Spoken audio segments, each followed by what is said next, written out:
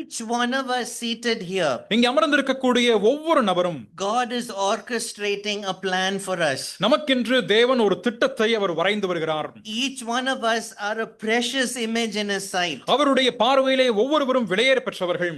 And events that happen at specific times in our lives, நம்முடைய வாழ்க்கையிலே குறிப்பிட்ட காலகட்டங்களில் நடைபெறக்கூடிய சம்பவங்கள், those specific events are God ordained appointments. அந்த குறிப்பிட்ட சம்பவங்கள் அனைத்துமே தேவனால் நிர்ணயம் செய்யப்பட்ட சம்பவங்களாக இருக்கிறது. It might be a moment of famine. ஒருவேளை அது பஞ்சத்தினுடைய நேரங்களாக இருக்கலாம். It might be a moment of death.